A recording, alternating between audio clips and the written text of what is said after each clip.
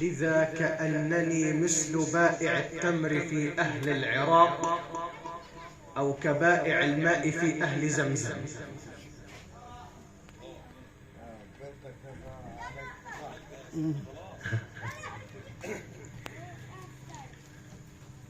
الحمد لله ثم الحمد لله ثم الحمد لله، والصلاة والسلام على الحبيب المصطفى رسول الله. قال قائل يتمدح سيد الخلق محمد مخاطب آل بيت الحبيب المصطفى محمد: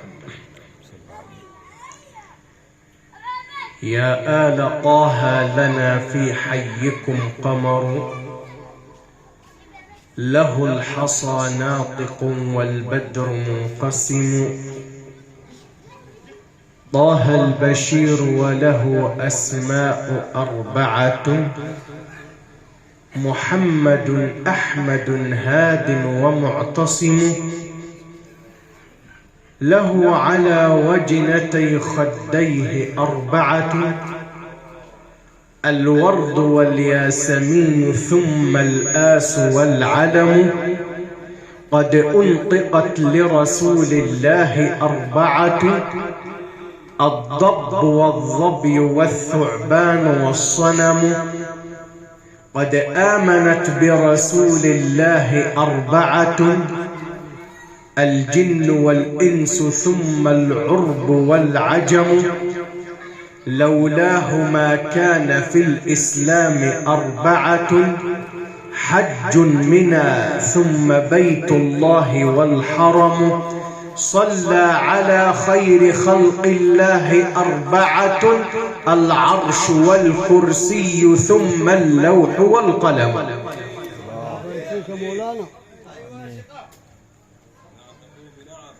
صلى الله عليه وعلى آله وصحبه وسلم تسليما كثيرا.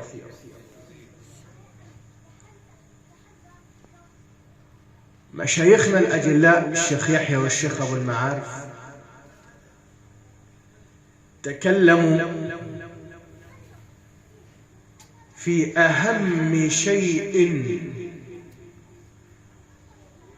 وأهم مواقف نقدمها من أرواحنا ومن قلوبنا ومن أحشائنا ومن دمائنا وعروقنا لسيد البشرية محمد صلى الله عليه وسلم.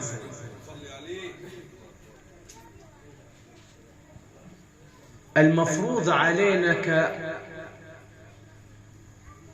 كناس من أمة سيدنا النبي،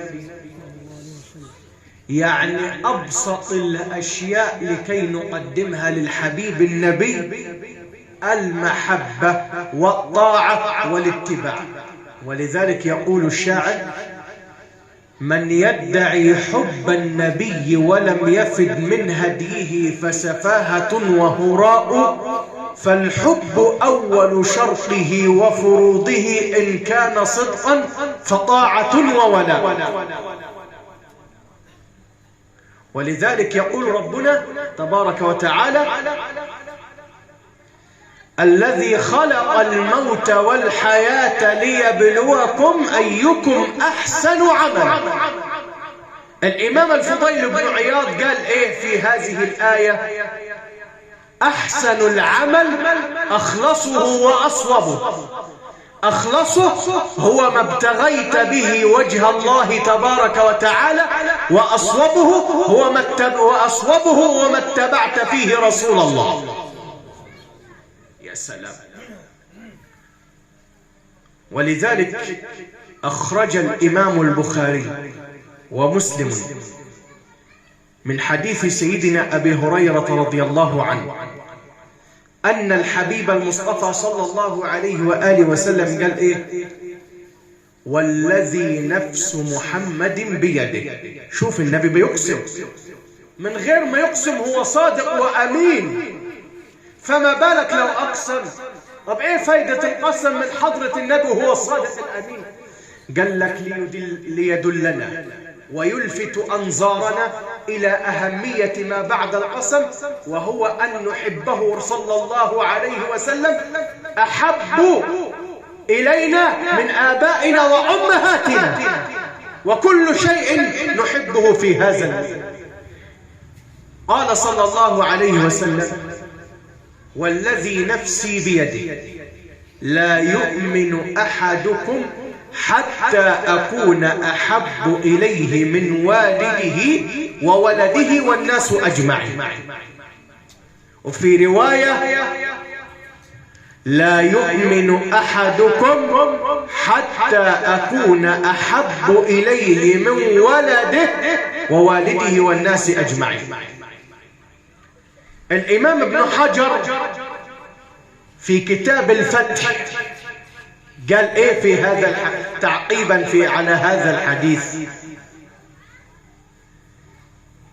قال لك: وإنما قال رسول الله صلى الله عليه وسلم في الرواية الأولى: لا يؤمن أحدكم حتى أكون أحب إليه من والده، لأن الإنسان على وجه الأرض لا يحب أحدا محبة توقير أو تعظيم أو إجلال كمحبة الولد لوالده. ده في الرواية الأولى. ولما قال النبي صلى الله عليه وآله وسلم في الرواية الأخرى: لا يؤمن من ولده، لأن الإنسان لا يحب أحدا على وجه الأرض محبة شفقة ورحمة ورقة وحنان كمحبة الأب لولده. قال ابن حجر: فأمسك النبي صلى الله عليه وسلم برؤوس المحبة وجرها من نواصيها، فجمع النبي محمد بين كل من محبة التعظيم والإجلال والتوقير التي هي للوالد، ومحبة الشفقة والرحمة والحنان التي هي للولد، وضمهما الاثنان وجعلهما في محبته صلوات ربي وسلامه عليه.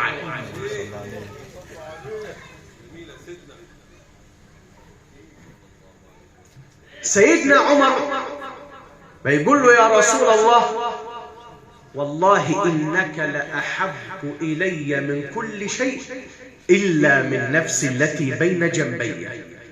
قال: والذي نفس محمد بيده. كان النبي صلى الله عليه وسلم متكئ واضع يده على ظهر سيدنا عمر، والحديث عند الإمام أحمد عن زهرة بن معبد. قال الحبيب المصطفى: والذي نفس محمد بيده لا يؤمن أحدكم حتى أكون أحب إليه من نفسه التي بين جنبي. فقال سيدنا عمر: والله يا رسول الله، لأنت أحب إلي من كل شيء حتى من نفسي التي بين جنبي. فقال الحبيب المصطفى: قد كمل الآن إيمانك يا عمر. ولذلك لما اتكلمت عن سيدنا عمر، بالله عليك تسمع وتتمعن، وعاوز ارقص قلبك شوية، عاوز ارقص قلبك وزغزغ ودنك شوية. يحضرني مشهدين من أعجب المشاهد في تاريخ سيدنا عمر.